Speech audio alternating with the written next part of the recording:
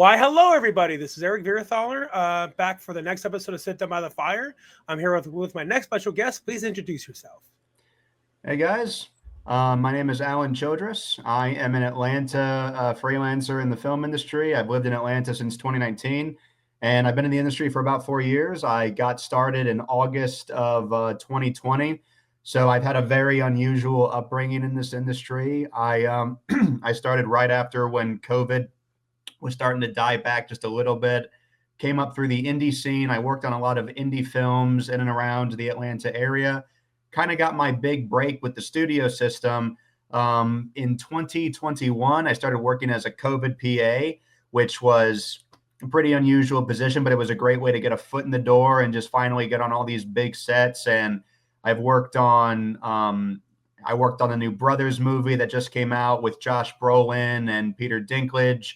I worked on Cobra Kai season 6 last year as a data wrangler. Before the major strikes at 23, I was working as a dailies operator for Captain America 4, which is about to come out, and countless indie projects, countless student films. I was a SCAD student in the MFA program here in Atlanta, so me and my friends were making short films left and right a couple years ago, and yeah, so it's been a very unusual upbringing between COVID and the strikes, and it's certainly not the normal time, the normal way to do this, but man, it's been a lot of fun. It's certainly been a lot of fun.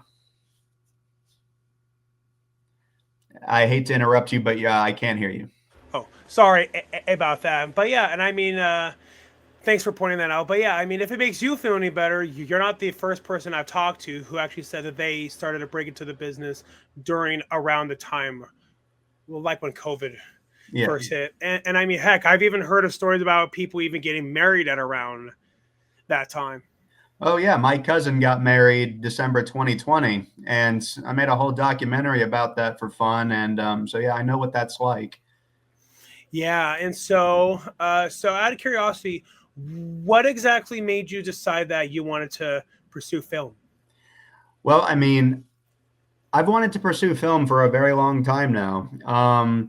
Like I was literally in eighth grade when I decided to do this, so which was about 15 years ago at this point. And I was in middle school and I was about to enter high school. I didn't really know what I wanted to do with my life, but I had always grown up watching films or TV shows. For a while, I was like, I want to be an animator, and that's kind of what got me started in this. I wanted to make cartoons for, I don't know, Cartoon Network or Nickelodeon. I grew up on SpongeBob, Ed, Ed and Eddie, Codename Kids Next Door, Avatar, like, you name it. All of the major TV, all those major cartoons of the 2000s, I watched every single one of them. So I was like, let me be an animator. And then I tried that for a while, and I was like, I don't know if I'm good at drawing. I don't know if I have the patience required to be in this business.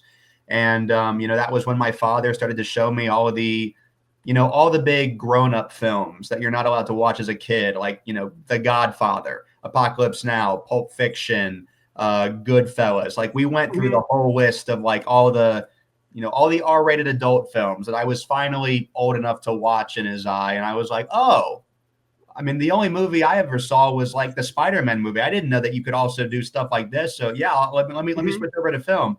And since 2013, I just switched over to film, and I went to SCAD. I started in Savannah in 2015, so I'm coming up on the 10-year anniversary of that. I was in Savannah for 4 years, and 2019 I moved up here and started in their MFA program on a scholarship, and I was doing classes and film industry at the same time. By the time I graduated, I was working pretty frequently. But yeah, I've had this dream for a very long time, and really it all just kind of came down to, there's like that one type of movie that you just wish they would make more often, but they never do. And I'm like, okay, well, that's going to be my job. It's like they're not making the type of stuff that I want to watch, and so I'm gonna go out. I'm gonna make the movies that I wanna see, and hopefully some other people want to watch them too. But it was like that. It was that pushing dream of, I just didn't like what was being made at the time, and I was just determined to go out and make the stuff that I wanted to watch. Yeah, exactly. And I mean, as far as the animation thing goes, I can definitely testify because my senior year of high school, I actually took an animation class, and yeah, and I mean, to make your character move in a in a fluent, natural way, it's a lot harder on them that people realize. And I Oh mean, yeah. heck, even to make your character's mouth match with the voice, Oh god, yeah. it's really hard. Animation's difficult. It is tedious. And I remember, God, like I remember like when I tried to do it, I was using this Flash program. Like I bought this consumer grade Flash animation thing that you could use. And I remember spending an entire day just trying to make like a 10-second sequence. And I was like, this is really time consuming. Oh, it is. Oh, it really truly is. And and then when you said that you have to have patience like to do animation, I mean, of course, to all my audiences out there, I'm not trying to discourage anybody like from pursuing animation. It's just that I just hope that they all know that I just really hope that they all know that that it really does require a lot of patience. Yeah. Requires a insane amount of patience. I think it also requires a pretty decent level of drawing skill. And that was just something. I mean, I drew for a while. I don't think I ever quite advanced to like a level that would be competent for an animation program. But the people that did, I mean, they would just make these drawings that I thought were incredible. And I'm like, yeah, I mean, if you want to do that, you really just need it. It certainly helps a lot to have that really high level of talent with drawing. Oh yeah, certainly. And one of the things that was hardest for me to draw, and probably what you can relate to, what a lot of other animators can probably testify, drawing hands, Oh it's a God. lot harder than people realize. And that was why whenever I would draw a character, my character's hands would be like this. My Because characters were always like this. We called them like lobster claws. It would be like the yeah, thumb and like a little bit here, and that was it. Like it would never be more than this. which makes sense because that's also one other way how you can get around it. But I mean, to be realistic, not everybody's gonna have their hands always like this or like that. Perfectly positioned like that. Exactly. Yeah, and yeah, and to animate fur, I mean that's one of the most difficult things to do. I mean, heck, I heard that when they made the original Monsters Inc., there were like a million pieces of fur like on Yep. solely, and the animators had to animate each and every piece of fur. Well, what they did was they created a special program. Like they put all the fur things on them, and then they had a program which allowed them to just react to physics. And so, like when he would move, like they had basically they had like a simulation of like air or like wind, like some kind of force, and they had a program that would allow all the hairs to just move individually. But it took them a long time to get that program running. You can look up on YouTube. They actually posted their original tests, and in those early demos you see the hair like glitching out and going absolutely crazy. It took a long time for them to refine that program, but they finally got it. And I think for Toy Story 3, you had Lotso Hugging Bear. That was the villain of Toy Story 3, and Uh-huh. he was a teddy bear. And I remember them also saying that like he had a specific like fur pattern that they were trying to match from actual toys of that period. And like I think they said the fur was pretty difficult, which is why they waited until 2010 to release that movie, because the technology caught up and they could finally get that fur just right. So technology, sometimes the reason those movies came out when they did was because technology was just forcing them to wait. But regardless. Which makes sense because I believe that there was a teddy bear in the original Toy Story, but it just didn't have fur. And it Yeah. probably was because at that time, they just didn't have the software Yeah. for it at that time. Oh yeah. Man, the world of animation is a lot of fun, and certainly I'm still a fan of animation. I mean, I was a big. By the time I got to high school, I finally got into anime, and I was certainly big into that stuff, and love all the original Western animation. So I never lost the love for the world of animation. but I did lose the patience for it, which is why I jumped over to, let me just pick up a camera and shoot something, and that'll be that. Which makes sense, yeah. And I mean, a lot of people would probably would say the same thing. I'm just doing live action filming is a lot easier than to do animation because I mean, with Yeah. animation, it just takes a lot of time and patience, and yeah. But at the same time, it may work for one person, but it also may not work for someone else. Oh yeah, you get it. So yeah, and so out of all animated movies, would you say that you have a favorite one? Do I have a favorite animated film? Yep. Gosh, I mean, well, when I was in high school, my favorite animated film was Akira. I watched Akira dozens of times. I absolutely loved it. I think now, if I had to give you a favorite now, I'd say the best animated film that I've seen in the past 5 years is The Plague Dogs, Martin Rosen's The Plague Dogs, which Okay. was it's an older film. It was a spiritual sequel to Watership Down, and I love the original animated Watership Down. And The Plague Dogs, it is it's a very dark piece of animation. It's a borderline horror film. The Hmm. what these two dogs have to go through. The whole plot, if you haven't seen it, is these two dogs are being experimented on in a animal testing facility. One of them is being like repeatedly drowned, and then he's being resuscitated because they're trying to test like how long dogs can survive underwater. The other dog has like a weird vivisection, like they vivisection and they alter his brain, and now he's hallucinating all the time. So Hmm. these dogs have been through hell, and one day they finally decide to just escape the facility, and they do. And the rest of the movie is them like trying to find someone to take them in, but it turns out that research facility had the bubonic plague in it. Like they were doing experiments with Oh. plague samples, so now the government's trying to shoot them and hunt them down. It's a very wild piece of animation, but it's absolutely beautiful. It's got a great ending, and yeah, I love. I mean, I grew up on the Aristocats. I grew up on like the Fox and the Hound. Like Uh-huh. I loved all of those animated anthropomorphic animal movies, and so it was cool to see. This is the same thing with Watership Down. It was cool to see that, but like for adults, like a more Right. adult, darker take on cartoon animals. And so, yeah, Plague Dogs is my current favorite. Yeah, I mean, it's really interesting because honestly, that's a movie that I haven't ever heard of before. And knowing that they went the horror route, like with anthropomorphic animals, that sounds like a really interesting concept. Oh, it's a really, really great film. And Watership Down is also good. Watership Down is lighter than the Plague Dogs. Plague Dogs is, which is saying something because a lot of people are terrified of Watership Down, but I personally don't think Watership Down's that bad. Plague Dogs is a little bit more. It pushes it just a tad bit further, but it's great. The animation's great. It also has the Plague Dogs also has this funny little thing. Have you ever seen the Iron Giant? Yes, I have.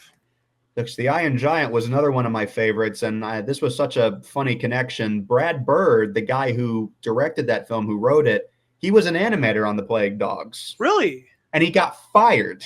He got fired by Martin Rosen, and Brad Bird was like, "Okay, I don't care. I'm going to go work for Disney." And then, like years later, he makes the Iron Giant. Martin Rosen goes to see the movie, and he's blown away by it. He wrote a letter to Brad Bird just congratulating him, and apparently he never got a letter back. Which it's like, well, you fired the guy. I don't know what you expected, but I Well, that makes sense. just like that funny little connection that Brad Bird was an animator on this film, and Brad Bird's a really big deal now, and he somehow Mhm. got fired on the Plague Dogs. Like I just wonder what he did to get fired. But Yeah, I am really curious about that too. And honestly, I actually had no idea that that even happened. yeah. So anyway. Yeah, and not only that, but Brad Bird also went on to do The Incredibles. Oh yeah. He also did Mission Impossible 4. I love The Incredibles. Oh yeah, definitely. And and it really was about time that they finally made a part 2, but now I have a feeling that we probably will have to wait just as long for a part 3. Yeah, we'll see. Yeah, I mean, especially because the cast, they're not getting any younger now. Yeah, they're not getting any younger. Yeah, and so if they're gonna do a part three, they probably should do it now, or unless if they truly want to wait that long, they might just have to Age them replace up. them. Yeah, age them up. Yeah, Mr. Incredible as an old guy in the nursing home, which might be, I don't know, that might be a funny premise, it might. Yeah. but yeah, man. So yeah, and so yeah, and so you were mentioning all of these strikes going on in Hollywood. A lot of it, was due to like the usage of AI, and also a lot of the actors being underpaid. Which the actors being underpaid is a very understandable reason. It's a very justifiable reason, and the whole uses of AI, I can understand where they're coming from. But yeah, I'm just curious, what were your thoughts about all that? Well, I mean, I got thoughts. I got thoughts, and I want to be respectful here. Right, I of course. mean, the shortest version is I don't think the strikes. I don't think they happened at the right time. I mean, I can understand why they were pissed off, but at the same time, I was like, look, we just came out of COVID. These studios are all like losing money regardless, and I just think they picked a really rough time to ask for more money when Hollywood it was in the middle of a transitional period. So I'm not saying that they were I'm not necessarily saying they were wrong to feel that way, but I just don't feel like the timing was right. And I also feel like there were a lot of strange things going on with the strikes, if I'm being honest with you, that I noticed. Like I remember like from the reports when Fran Drescher and Duncan Crabtree Ireland um were negotiating with Antip. Apparently, like, and this is all. I don't know if any of this is entirely true. Like this is everything that I just like heard from people that were close to it, from anonymous sources. So everything I'm going to say is I'm not saying it's true. This is just what I read. What I read was Fran Drescher and Duncan Ireland came pretty close to a deal with Antip, and Antip was apparently ready to give in and like give them what they needed. And at the last minute, those two asked for like a $10 levy on all of the studio's subscribers, which would have given them, which is to say Drescher and Ireland, an additional $500 million a year. And they didn't tell anybody what that was going to be used for. They didn't tell the studio what they were going to use that for. They didn't tell their members what that was going to be used for. And the studios got pissed off about that. And that's why there was that little like window, that little like time of that stalling, that little period of stalling in the negotiations. And then right after that is when you heard that like what was his name, George Clooney and Tyler Perry were like trying to just give them money just so they could get it over with. And then Halloween came around and Ryan Reynolds was insulting them because they were like, you can't dress up as these characters, and Reynolds gave him a hard time. There's strange things like that just made me go, huh, like were all of their concerns legitimate, or were they just trying to find an excuse to get an additional 500 million into their pocket? And I didn't read too much into the WGA strike. I did hear some people report that the people they hired to handle the negotiations weren't really good with money. Like they didn't have a background required for this. Again, I don't know if that's true or not. That's just what I read. So between poor timing and just all these little strange things I heard about, I'm not really sure how I feel about the strikes. And the last thing I'll say is I remember the SAG strike when they authorized the strike in the beginning. Fran Drescher was really pushing that it was all about AI. Like I remember on the news she was saying, "Oh, like they're going to scan all these background actors. They're going to create these digital computer generated background actors off of other people's likeness, and they're going to do that," which is true. I have heard people talk about that. That was not false. But they were really pushing that AI was why the SAG people were going on strike. And then suddenly it all changed into, oh, we're doing this about money. And then you get into this weird $500 million, like $10 in subscriber levy thing that I heard rumors about. And then all these actors and SAG members kind of insult them. I mean, they kind of gave them a hard time, like in between Halloween and like the middle of October, and then they went back, and then the negotiations were done within a week, and like that 1 week was the only time I heard them talk about AI since they went on strike. And there's a couple people in Atlanta that I know who are part of SAG, and they all got eyes on the contract, and they said this contract is really not good. Like the AI protection is very minimal. The wages really aren't that good. So people I talked to that were part of SAG, that they act in commercials, they act in like indie projects and sometimes studio projects around here. They didn't have too many positive things to say either about the contract and the strike. So I'm not going to speak on their part. I mean, I think that's more like their story to tell. But the people I talked to, they did not like the way it was handled. So I don't know. Yeah, and from one of the things that I've heard, granted, I don't have the full picture. From what I heard is that a lot of the contracts were saying that they only like cover it for us like for like 2 or so years, Yeah, and that's really not a whole lot of time. it really not. Not really. And so yeah, so I definitely do agree that I think that the contract could have been a little bit better. And and a lot of people like were going around say, yes, we won. It's like, yeah, but only for like 2 or so years as far as my understanding goes. And it would be better if it was longer than that, because 2 years really can pass on by a lot faster than you might realize. Oh, 100%. I mean, if you want any indication as to how fast 2 year progresses, this May is the 2 year anniversary of the strikes.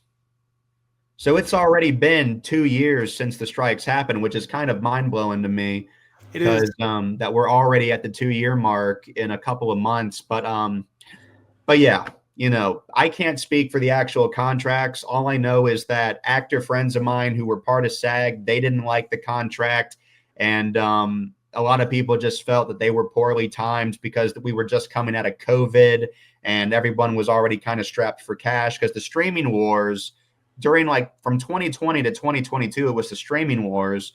And I remember interviewing for a job at the beginning of 23, like a couple months before the strike. And this guy I was interviewing with told me, look, Alan, I'm going to be honest with you.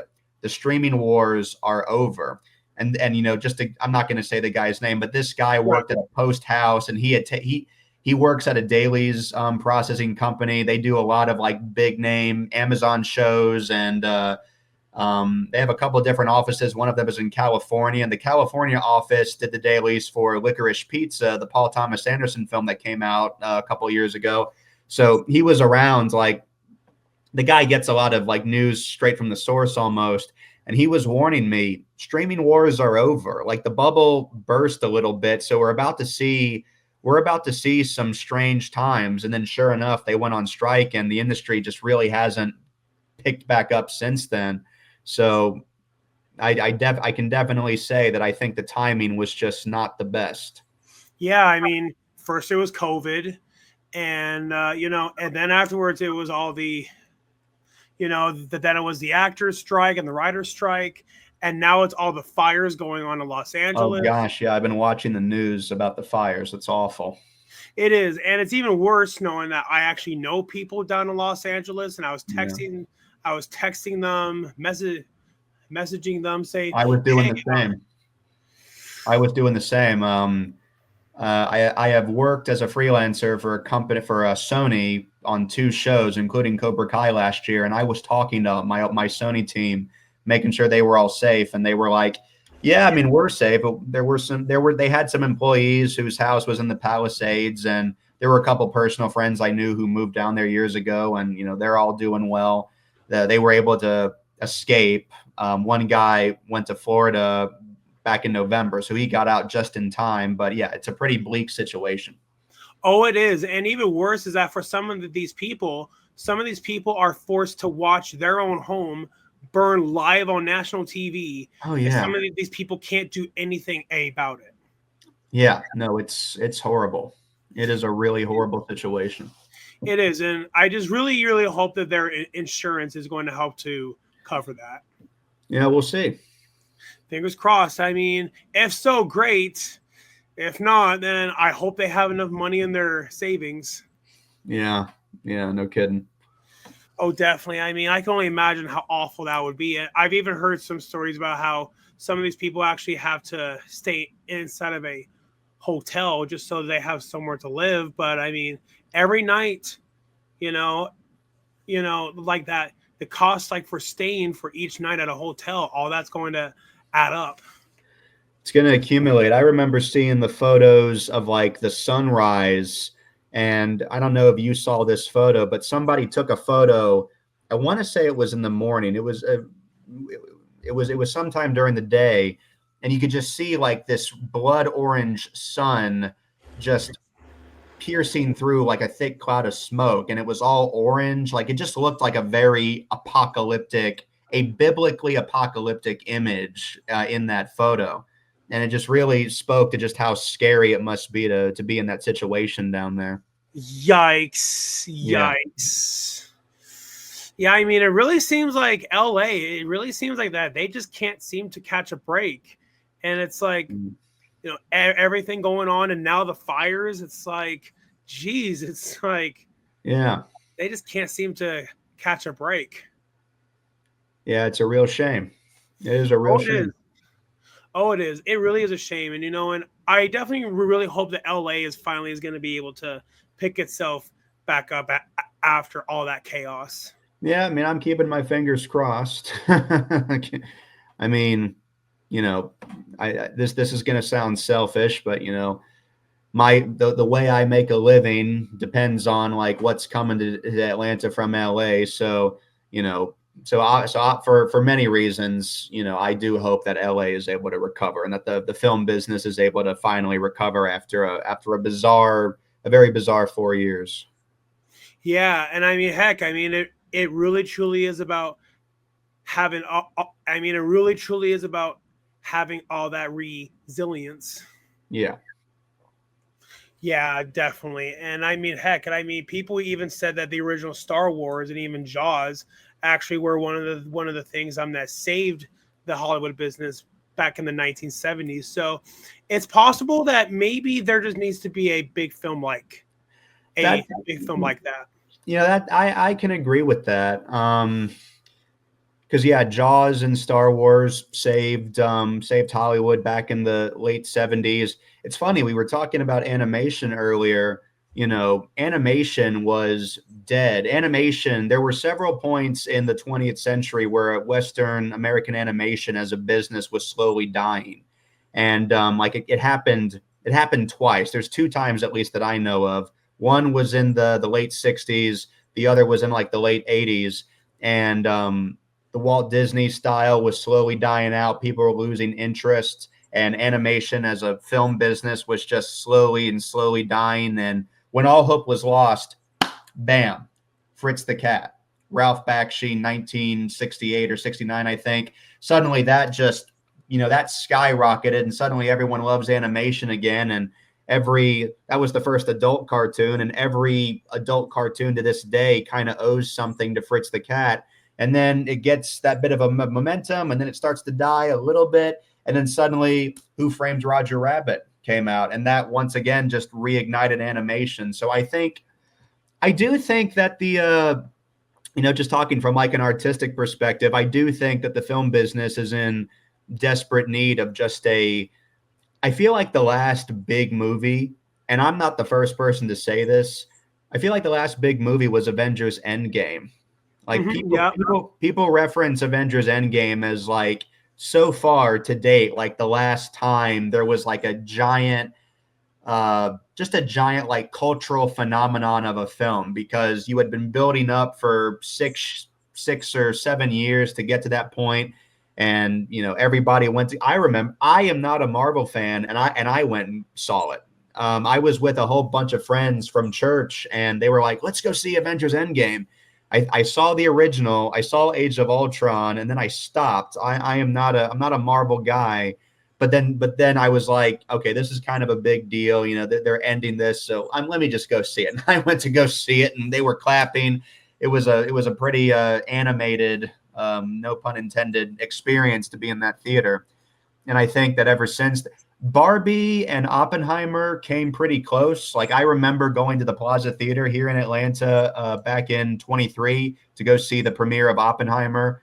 The Plaza Theater is a very special theater in Atlanta. It's the oldest theater in Atlanta. They opened in 1939. They still Oh, haven't wow. closed, and they're very blessed to have that historic relevance because they just received like a 20-year grant from the city office. So thankfully, the Plaza Theater isn't going away anytime soon, at least as far as I can tell. But they played Oppenheimer on a 70 millimeter IMAX print because they still have film projectors. So they played it on a special film print, and it was the day before it opened worldwide, and the line to get into the theater stretched all the way around the building. And that was the first time I had seen a line that long for a movie in forever. And so Dang. I was like, okay, okay, this is good. And then, there was the whole Barbenheimer thing. So we saw a glimpse of like what that could be back then. I don't think those films, like the legacy of it, the immediate legacy at least, like lasted as long as Avengers Endgame. But I think that those two movies and like the summer of 23 with those two is just such a great example of, yeah, like when you make like a really big movie and people will go see it.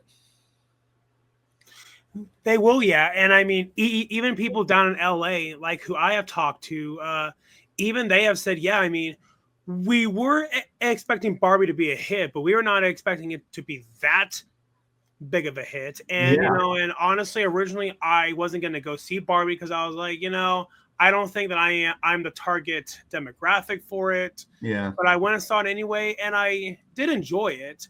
But I won't say that it was like the greatest movie ever made. And I right. mean, it's certainly not anything against that movie, but yeah, I mean, Barbie really was a gigantic hit, and I don't think anybody was expecting that.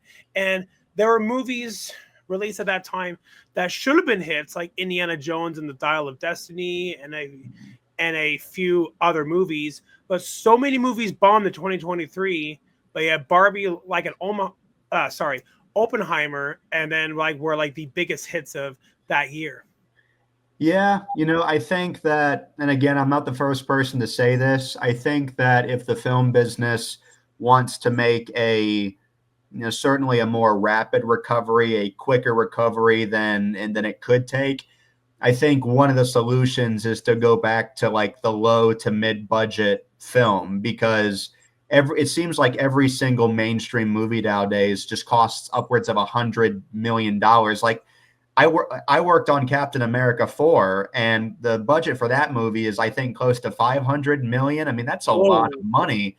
And if it's I'm not I think it's okay to have a $500 million movie, every once in a while, but when you're spending that much money on every single movie you make, I just think that is I don't think that's the best strategy, especially considering that how many movies can you and I list that had a pretty small budget? I mean, it was Pulp Fiction's 30th anniversary last year, for example, and I saw it Mhm. 3 times at the theater because Plaza was playing it. And how much did that movie cost? Like, I think a little less than 20 million. I think even lower than that. So I think there needs to be a resurgence of like the small to mid budget film. And there's a historical reference there too, because that was kind of what was happening at the beginning of like the new Hollywood movement. Like the big musical film was starting to die out. These big disaster films weren't going anywhere, and that kind of bleeds into the 70s in American film, where suddenly it was Easy Rider, and then it was like Midnight Cowboy. All of these relatively smaller budgeted films that were more personal, more intimate, more mature, and this might be an overly hopeful take, but I feel like we might be on the cusp of seeing a return to that again. I would certainly hope it would be a nice little change of pace from all of like the family friendly PG-13 stuff we get nowadays. I would love to see just a little return to, we're going to make these movies on a smaller budget, on a smaller scale, but we're going to make them for adults. I think they got an opportunity to do that again. Oh yeah, it certainly is possible. And what you said actually reminds me of back in college when I took business. So one of the things that a lot of businesses will do if there's so much competition, and and even Marvel did this at one point, is that they cut down the costs. But when they cut down the costs, they and then saw that their profits were higher, which is one of the reasons why the horror films, which is why that they are, which is why that the horror genre is a very popular genre, especially within independent films, is the fact that horror films usually cost a lot less to make, but Yeah. yet they make so much money. I mean, case in point, look at how much money all of the Saw films made. It's funny you mention like Saw, because Saw is a torture movie. You don't even have to go all the way back to Saw. You can go to last year, and Terrifier 3 came Yep. out, and Terrifier 3 literally beat Joker 2 at the box office. And Joker 2 again was like couple $100 million film. Terrifier 3, I think, was like barely $2 million, and yet it Yep. was able to outperform this big DC movie. And so yeah, horror always you're right, it has a tendency to really do well. Yeah. Cheap to make and can sell a lot of tickets. Yeah, and I mean, and that was huge for Terrifier 3, knowing that beat Joker 2 at the box office, and Terrifier 3 was an independent film, and now And and Terrifier 3 also had an evil clown in it. So yeah, it was $100 million evil clown movie versus a $2 million evil clown movie, and the $2 million film won, which exactly, I yeah. thought was pretty great. Exactly, yeah. And and I mean, definitely really big props to all the people who made Terrifier 3 for that. Yeah. And what I saw worldwide, Terrifier 3 made $84 million, which it's now Terrifier 3 is now the highest grossing unrated movie of all time. That was another thing that really that I thought was great, because the fact that like an unrated film was able to do that well, I mean, in this era of like PG-13, where like the R rating and like more, the more adult ratings are kind of stigmatized nowadays, it was really cool to see an unrated film do that good. I think that sets a pretty decent precedent. Like, hey, if you want to make an unrated film, if you want to go to that level of content, like in terms of like, violence or whatever, you just got to settle for a small budget, but it might just make a lot of money. I think that's a really good sign. Exactly, yeah. And even back when the original Sonic game came out, Sega did pretty much the same thing. Like what they did is that they bundled Sonic with the Sega Genesis, but what they decided to do is that they cut down on the cost of how much the Sega Genesis, cost to purchase at that time. Oh And yeah. then and that's one of the reasons why that Sega actually did outsell Nintendo. Uh-huh. Yeah. I just think it's time. I think it's time for the Hollywood studios, once they recover from this fire and once they get back on track, I think for many, many different reasons, it's just finally time to hit the brakes on the spending and just go back to smaller budgets and a little bit more tighter stories and stuff like that. We can talk all day about like, the creative. I'm sure me and several other people wanted to see different things creatively out of Hollywood. I'm a filmmaker, so I know like what I want to Right. see. But certainly in terms of spending, I think it's time to hit the brakes. Oh yeah, definitely. And I mean, reminds me of a quote that I heard. If what you're doing isn't working, do not change the goal, but simply just change the way as to how that you reach it. Yeah, yeah, Yeah, exactly. And from what I heard about Indiana Jones and the uh, Indiana Jones 5 is that one of the reasons why that cost so much money was because that they had to de-age Harrison Ford. yeah. They had to de-age him while pay Harrison Ford at the same time. And and it might have saved them a lot of money if they just would have changed around the script as to where that they didn't have to have a de-aged Harrison Ford. They could have done that. They also could have done something cool in that they could have had, I think I'm going to butcher his name, but the Boondock Saints actor, not Norman Reedus, the other guy, the other brother. I forget his last name. I think it's Flannery. I know his first name is Sean. And Yeah. but that Sean actor, he actually played young Indiana Jones in the TV show, like The Adventures of Young Indiana Jones or whatever it was called. Uh-huh. And that might have been a fun little callback. Like, hey, for the younger indie scenes, let's cast him because Yeah. he looks. Sean obviously looks a lot older now than he did Boondock Saints or the TV show, but I mean, he's a lot younger than Harrison Ford, certainly. Uh-huh. So I think that would have been a clever little callback. Like, hey, let's cast the actor that played the young Indiana Jones to be in this movie. That'll be I'm sure there's a couple of fans out there that would have really appreciated that instead of spending all that money on de-aging him.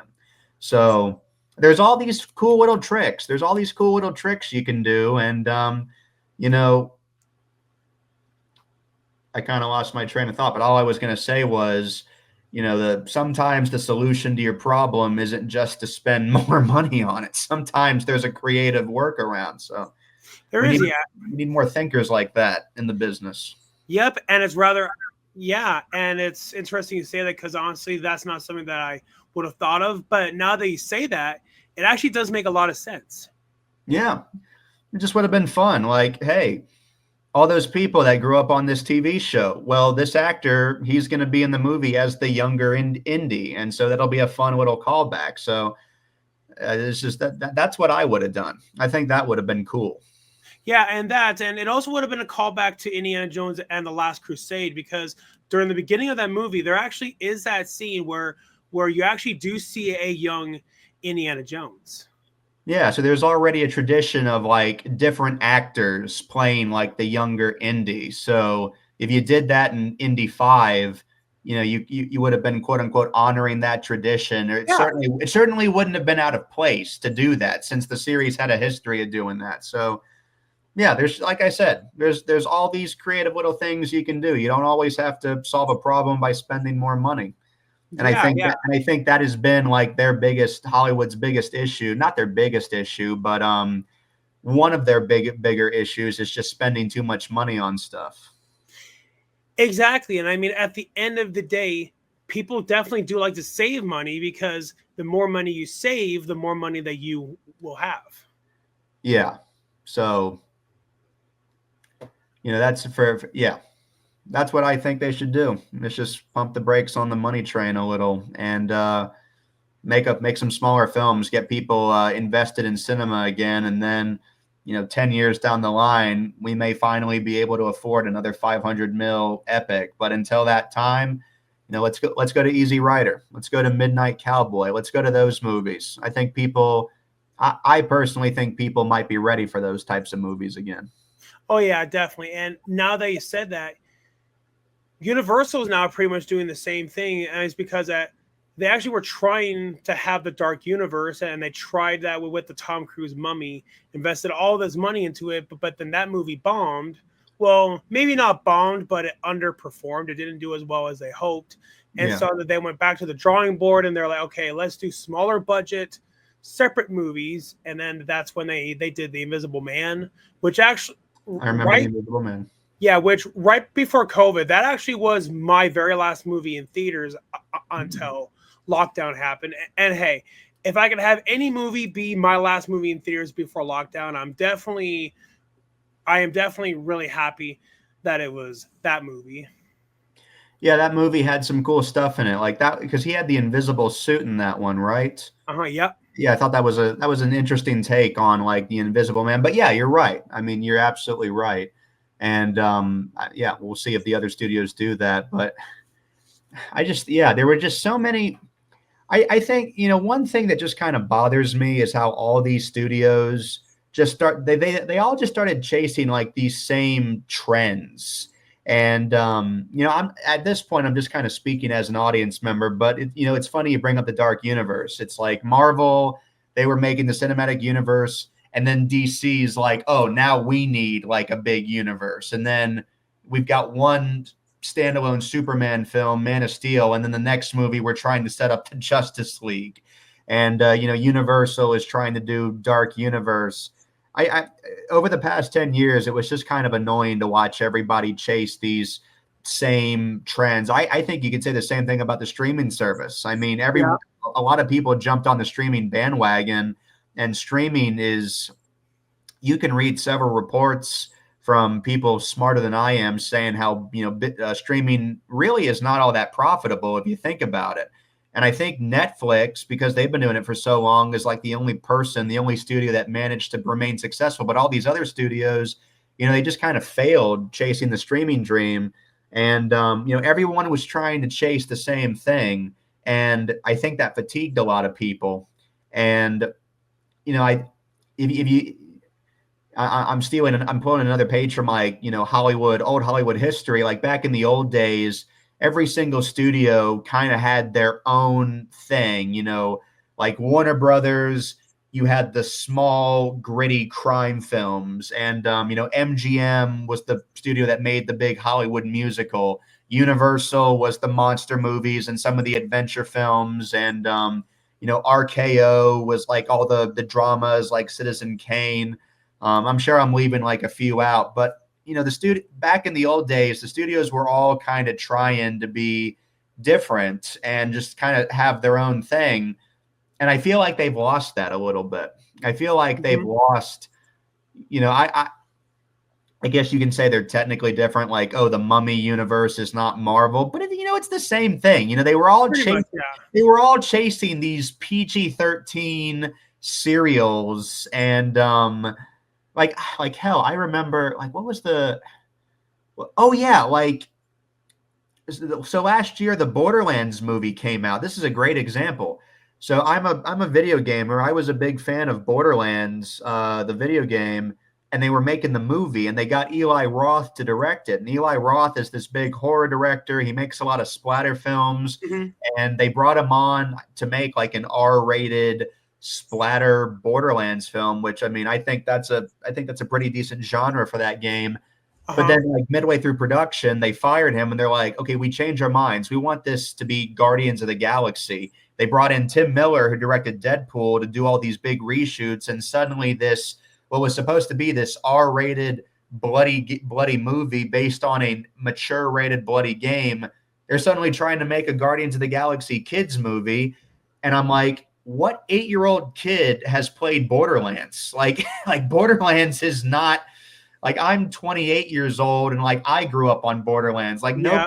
nobody nowadays, no kid knows what Borderlands is. So why did you turn this? I think that's just a really good recent example of what I'm talking about. They were all just chasing the same trends, even when they did not mesh well together. Yeah. And I Exactly. just think it's time to just stop doing that. I mean, that would be like saying after Terrifier 3 for Terrifier 4, Yeah. they are going to go, okay, we're not going to have it be the super gory movie anymore. Instead, we're going to make the next one be, we're going We're, to make we're gonna make it like PG. we're gonna make it a Scooby Doo episode. It's gonna be inoffensive. It's not gonna have any blood. We're gonna turn this franchise that's known for being like violent into this really really toned down inoffensive thing. It's just like you don't do that. You don't do that. Exactly. Yeah. And yeah, and history even repeats itself. That's what happened after RoboCop 2, and Uh then for huh. RoboCop 3, they and then toned it down. And then boy, did that backfire on them, because the thing about business, you have to know who your audience is. You have to Oh yeah. know who your target market is. Yeah. No, I get it. And well, I mean, I do think they lost sight of like I think a lot of studios lost sight of who their audience was over these last 10 years. I certainly think, I think like the easiest shot you could take is that they were all chasing that younger Marvel audience, but it's like, there's more, there's more audience than there are more audiences than just Guardians of the Galaxy. There's more than Oh just yeah. the Marvel audience. Like, you know, yeah, I mean, that's just it. Yeah, and I mean, sometimes you do have to take that chance, because ironic, because before Guardians of the Galaxy, nobody knew who they even were. Yeah. And then, the movie came out and it was a big, massive hit. And now everybody knows who they are. Yeah, and it's easier to take those risks when you're not spending $500 million on each movie. Just another reason to apply the brakes. It's like give yourself the room to take those risks again and grow these, quote unquote, different franchises up. So, yeah, yeah, Yeah, exactly. Then Marvel started to take more risks with Guardians of the Galaxy and Doctor Strange and all these properties that nobody knew. But then because of the movies, then now everyone knows who they are. I mean, to be honest with you, before the first Iron Man film came out, I actually had no idea who Iron Man even was. mm. That always surprised me. This is just like a little aside, but that always kind of surprised me because I remember when I grew up and I was talking to these like older people in the nerd circles who worked in film and whatnot, telling me the same thing that like, oh yeah, Iron Man was a very he was like a C tier character and like that nobody wanted to make the Iron Man movie, but then they did, and then suddenly it was this big thing. I was like, gosh, I never knew that because when I was a kid, I was, one of my favorite shows was Spider-Man the animated series, and there's a whole arc of episodes in there where Spider-Man and Venom are teaming up to go stop Carnage, and Iron Man is in those episodes. So when that movie came out, I was like, oh yeah, that's Iron Man. That's the guy from the Spider-Man show who helped Venom and Spider-Man defeat Carnage. This is going to be awesome. So it was kind of a shock when I grew up and I was like, oh, people didn't know who this guy was, or people had very low expectations of it. I was like, I thought he was cool. So anyway, Yeah, but I hear what you're saying. yeah. And I even do recall hearing on the radio that Robert Downey Jr. was not their first choice. Their original choice, ironic, is because how I mentioned the Dark Universe and their failed Mummy project. But Tom Cruise actually was their original choice. Oh, I didn't know that. Yeah, who would have been more expensive at that time, but they went with Robert, who's a lot cheaper at that time. And it was a risk to hire him. It was because he was in all that legal trouble at that time. I remember. So yeah, and then Robert redeemed himself, and that's one of the things that I find so inspiring about Robert Downey Jr. is the fact that he went from being a drug addict to being where he's at now. Yeah, people have the ability to change, and you're even starting to see that in video games. I mean, No Man's Sky, when that game came out in 2016, everyone hated it, but they kept at it, and now everyone, a lot more people love it. So, yeah, people can change, like pieces of media can change, and I mean, like, what gets me is that now you get all these TV shows that get canceled after one season because they quote unquote don't perform well. But then I would go back to like the original Office or like Parks and Rec, and I'm like, how many people hate the first seasons of those shows? Like the first Mm-hmm. seasons of those shows are like universally hated. And then you get to the end and now suddenly everyone loves them and everyone like remembers these shows fondly. It's like, you can afford to give people a chance and shows a Yeah. chance and pieces of media chance if you play your cards right. But yeah, no, I agree with you. Yeah, and I mean, a lot of people even are complaining about, oh, Hollywood's doing the same thing over and over again. We want something different. That's what I was saying. I think American audiences are ready for something different. I think they're ready for. I think I think that there are more people than Hollywood may realize who are ready, willing, possibly even excited about like the potential return to like, R-rated stuff. Yep. And if you don't believe me, Terrifier 3 made 84 million worldwide. I think people are ready for the restraint to come off a little bit. So no, I think they got to get back in touch with their audience. I think they've lost the touch, and once this fire, for lack of a better term, blows over, I think you know, they gotta adjust themselves a little bit Oh yeah. if they want to succeed. Oh yeah, definitely. And I mean, I mean, it's not like that Los Angeles like has gone through trials before, such as in the 70s, and then Jaws and Star Wars came out and saved it. So yeah, and so if there's a will, there is a way. Oh yeah. Exactly. So what are some dream projects of what are some dream projects of yours? What are some dream projects of mine? Yep. Well, let me think about that for a moment. Um, what are some dream projects of mine? That I could talk about. I mean, like I am as a filmmaker myself, I am taking full advantage of the fact that movies like Terrifier 3 are starting to do well, like better than people expected it to. And, indie horror just seems to be in a really good spot now. I won't use the term horror, I'll use like genre filmmaking. And Yeah. so I certainly want to get in on that action. I'm currently going through my journal and like writing some ideas down for some screenplays that pertain to that.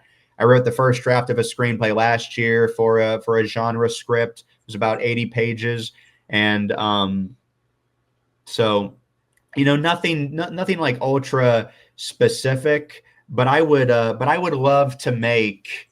I certain with sometime within the next couple of years, I would love to just finally make a small, low budget genre movie and just try to enter the world that way. Try to enter like the world of directing that way on Hmm. that scale. And so, like I said, nothing, no idea is terribly concrete yet, but there's a lot of little germs that I'm trying to, massage and nourish into bigger things. And so, yeah, I'm trying to ride that wave a little bit. And you know, I'm I feel very blessed because I have a couple friends of mine who are wanting to do the same thing, and they are a couple steps ahead of me, and they're finding all these cool ways to get their projects made and funded. So I'm in really good company. I'm like, okay, well, I'm surrounded by people that are making this happen. So if I Awesome. so I see an opportunity there. I see a way to make my own stuff happen. And so that like right now I would call that my dream project as a filmmaker is to just, make my own small budget genre film that can do as well as Terrifier and like, get some momentum going. And professionally, it is kind of a slow season right now. As I say in my description, I'm a data wrangler, and I would love to keep doing that. I would love to go back to what I was doing before the strike, dealing dailies. I just find it to be a really fun side of the business, certainly one that works for me, and Hmm. just love the world of post. So I would even love to, I'm an editor as well. And, one of my short films that I directed actually won an award for editing a couple years ago, which I was pretty proud of. So I would love to continue doing that and maybe make a name for myself editing stuff. So I got a couple of goals, and I'm working on the steps to achieve those goals. Yeah, and I mean, as long as you set your mind to it, I mean, you really truly can achieve. And I mean, yeah, as long as you set your mind to it, I mean, you really truly can achieve whichever that it is. Oh yeah. Yeah, and I mean, as long as you work hard, Oh yeah. Well, I'm definitely a hard worker. which hey, and I mean, all that work. I mean, hey, as long as you keep at it, I mean, hard work pays off. Yes, it does. Yeah, it was a really interesting journey after moving here, transitioning into the film industry. I mean, when I moved up here from Savannah, I knew nobody. Like I was literally like by myself. I did not know anybody who had gotten a job in the industry. I took a job working at a Target and like stocking shelves, trying to make stuff work, and then COVID hit, which delayed that process a little bit. But yeah, it was definitely a grind. Just like finally knocking on all those doors, sending out all the emails, and just trying to finally find the one project that hit. And once I found it, I was really able to keep steady momentum right up until the strikes happened. And even last year, after the strikes, I was able to do Cobra Kai. So, the grind is real, but in my experience, the grind can pay off. Yeah, and I mean, reminds me of a saying that I once heard is that you only fail only when you stop putting in the effort. Oh yeah. Exactly. So, About Dozer, are there any upcoming projects that you would want the audience to be aware of? Um, I would not say so. My friends have some projects. I don't feel comfortable giving that stuff away though. That's okay.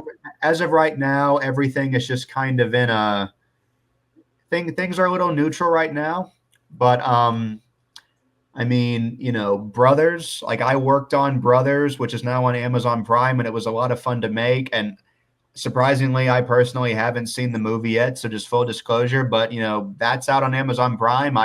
We had a fun time making it, so I would recommend giving it a watch. I hopefully the film is as fun as it was to make it. And Cobra Kai season 6 is out right now, and I worked on that. Captain America 4, I did the dailies on that, so I would maybe go see that. Just some of those little cool movies I got to work on. Watch those films and look for my name in the credits. Maybe I'm there. So yeah, Okay. Yeah, and correct me if I'm wrong. Captain America 4 comes out in February, right? I believe so.